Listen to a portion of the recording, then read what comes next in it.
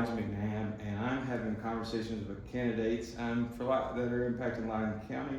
This is non-biased and non-partisan, not connected to anything, just a conversation with a candidate. I just want to say thank you for coming out and meeting me. And to begin, would you just introduce yourself, tell us who you are, how long you served as the county mayor, your background, and just can you briefly explain the role and responsibilities of the office? Absolutely. My name is, well, if you look on my birth certificate, I'm Roland Delano Bradshaw II.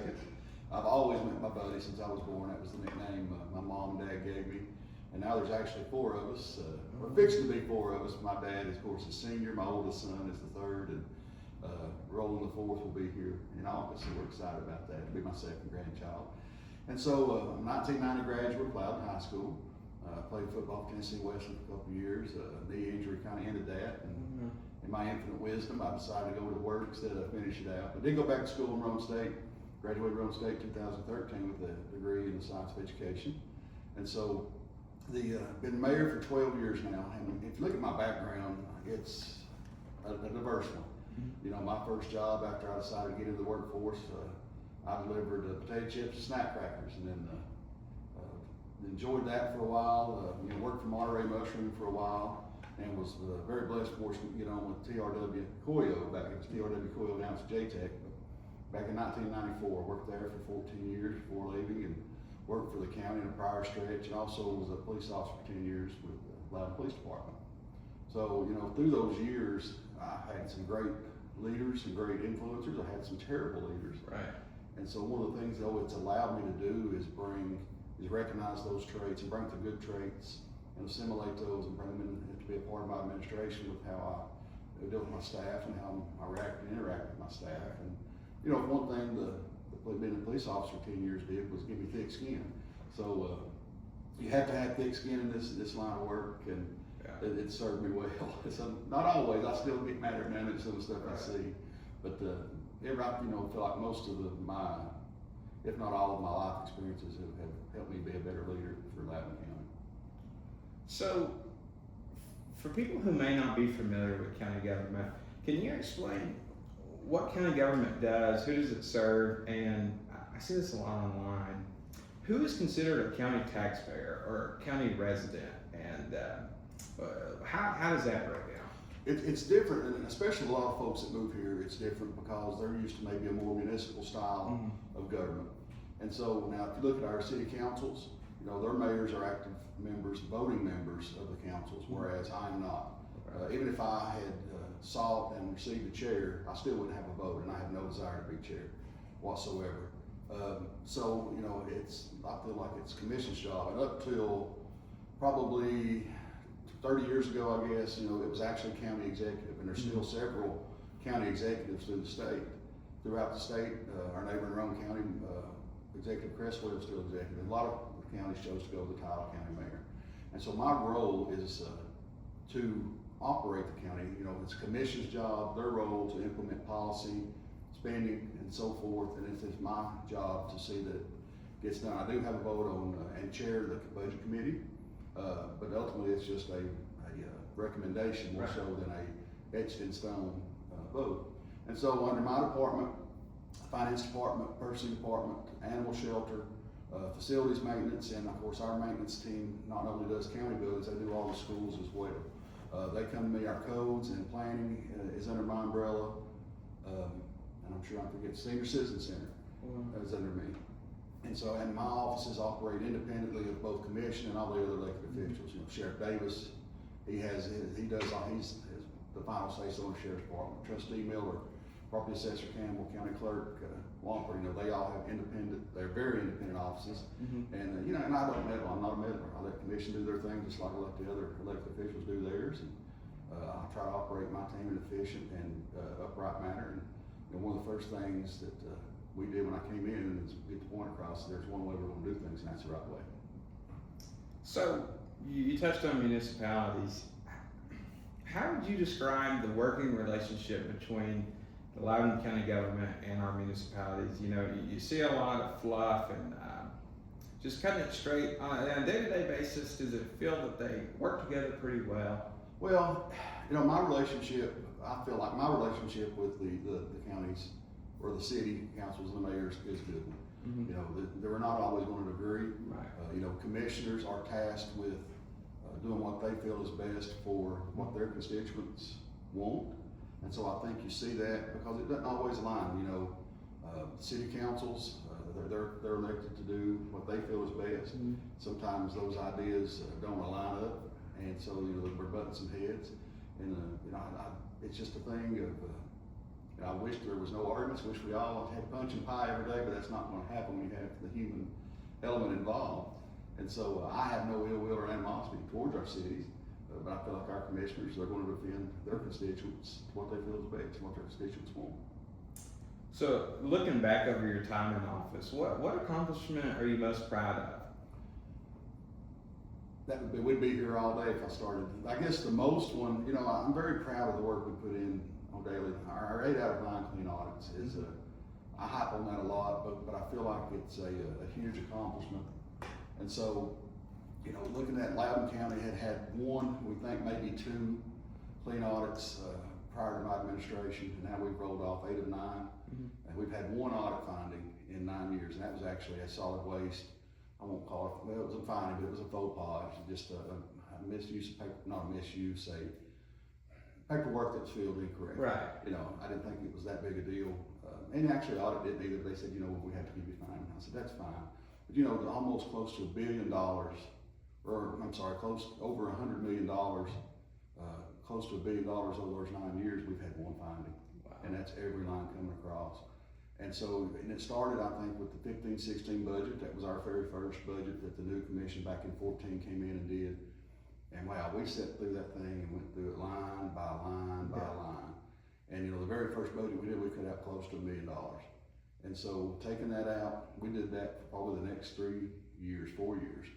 And so we're at a point now, you know, audit, they love to do ours first, the state, when they come in to do it, because ours is very in order, very technical, very easy to see.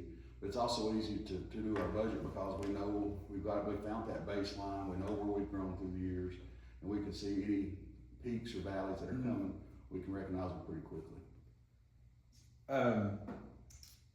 You kind of touched on it a little bit, 8 out of the 9 clean audits.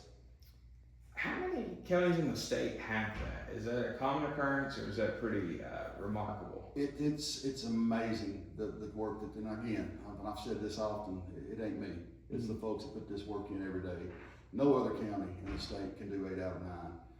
And you know, that's a fluctuating, I guess, cycle, because some counties may get it a year, 2 years, fall off for a year, and come back, maybe have to take 2 years to get it again.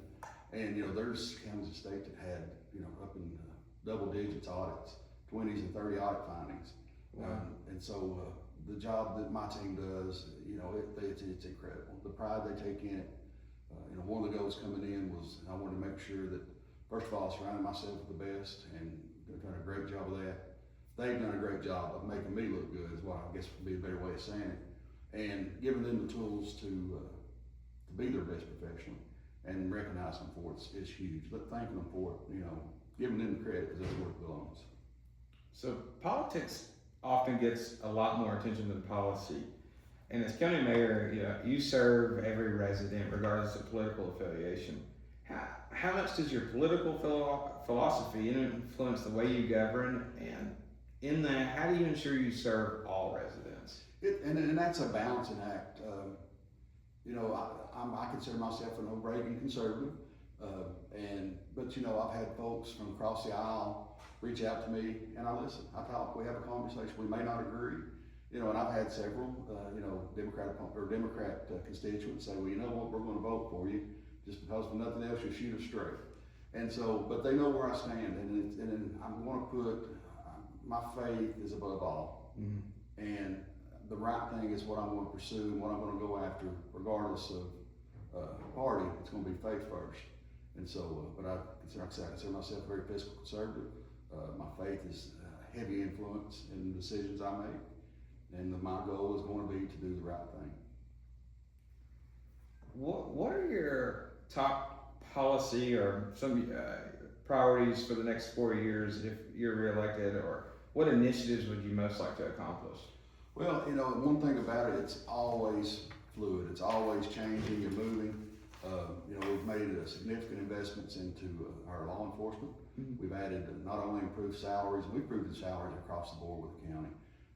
And I'll come back to that if you don't mind here in a minute, but we've got more road deputies and jailers than we've ever had. We're paying them better than we ever have. So that's a huge investment. Make sure we continue to support our men and women in law enforcement. I look forward to it's changing. There's always something. This school is very controversial, of course, and justifiably so. Not at 64 vote. There's only one vote tighter than that one. That's 5-5. And so, but I want to see it through and make sure, I want to see it through and get it done and see it be successful. Looking for, as far as policy-wise goes, we've got some turnover coming in commission, and so that's going to pose some challenges. If I'm blessed enough to win in August, then that's going to have its challenges as well. We're going to do some committees, and so, like I said, I'll have the great opportunity to serve on 2 committees in Nashville. Well, serving one right now, the Tennessee Local Development Authority, and my name's in the running for a TASER appointment. Wow. Will be my second one of those, and that's wow, that's just an honor to serve on both of those. TASER's the most powerful bipartisan multi-agency commission in Nashville. So I've served on it once, but only Loudon County Mayor to serve on either of those. And so that's certainly an honor for me to be, and it's a burden as well, because it's put that much faith in me is big. But and that's part of the way Loudon County does things. It shows, and we've got a reputation now across the state of doing things the right way and doing things well. And so, I'm asked to bring that influence and share it with the other agencies. So growth continues to be the biggest topic I hear about in Loudon County.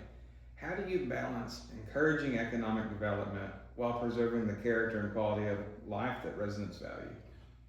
That's juggling, if not balancing, the most. County Commission's done a wonderful job with this reduction of our density. And when it first happened, I'll be the first one to profess I'm not an expert on the zoning as well as the density stuff, so I was a little bit hesitant when it first happened. But again, I'll support commission what they choose, and so especially 10-0 vote the way it went, or 9-1 or 8-2, I don't remember. It was a very heavy majority. And looking back on it now, that was a incredible move to help preserve. We are very proud of our agriculture.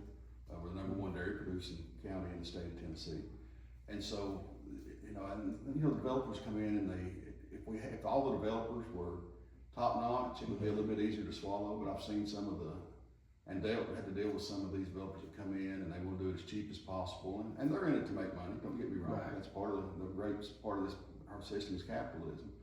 But at the same time, we've got to slow it down. We had to pump the brakes, and I think we've done a good job. We've set the benchmark across the state as far as our development goes, and that's one of the things we're seeing right now with the TLDA. We've got an issue coming up where there was another government entity had just opened the floodgates, and it's overwhelmed their infrastructure.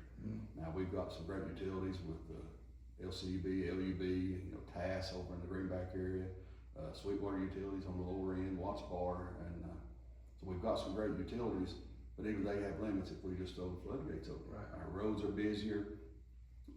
We've got and of course roads are expensive. And nobody wants to give up any of their property to widen roads. I wouldn't. And I live on a narrow road out in the country, and I've got a huge plot of land across from my house that was, of course, it's family, but if somebody ever bought it and acquired it, they could really develop it, and it would just overwhelm there. So we got to protect our neighborhoods as we got them now, and I think these restrictions we have are a great step in slowing it down, pumping those brakes, and letting us have a chance to improve infrastructure as we go.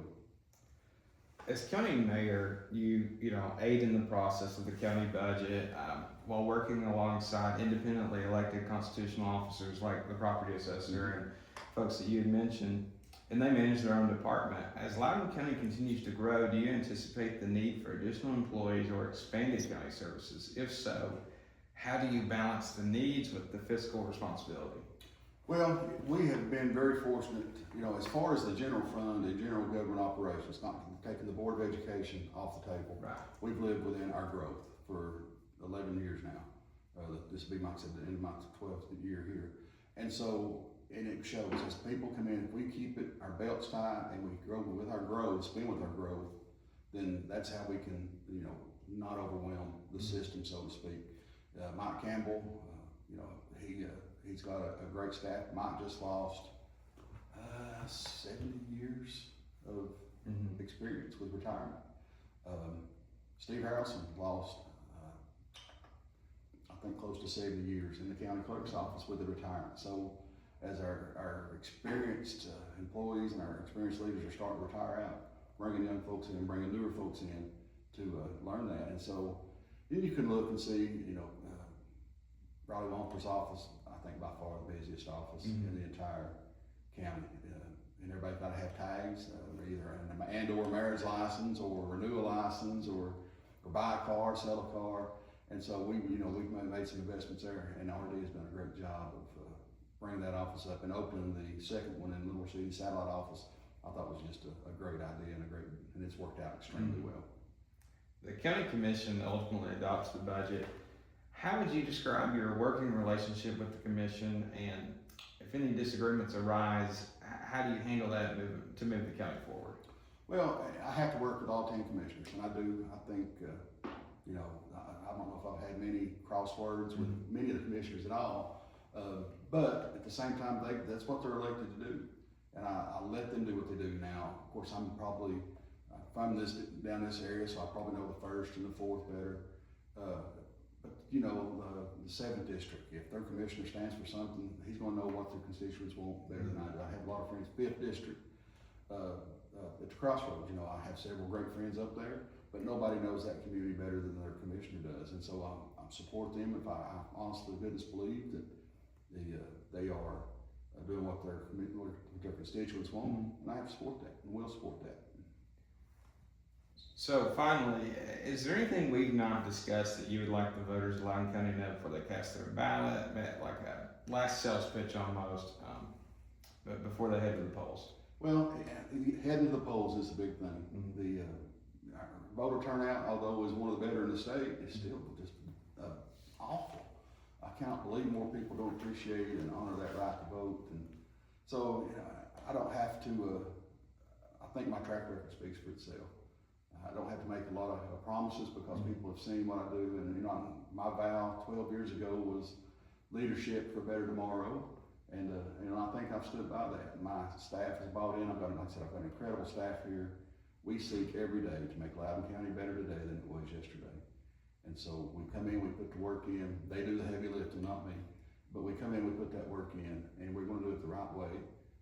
You know, I'm going to do it in a godly way, and we're going to continue to do it. I've never asked any of my employees to do something that I wouldn't be willing to do.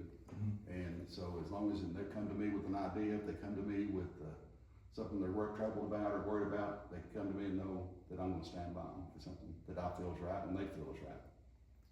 Well, early voting starts July 17th through August 1st. Election day is August 6th at the Lenore City Roan State Building, then the Loudon County Building where we're at.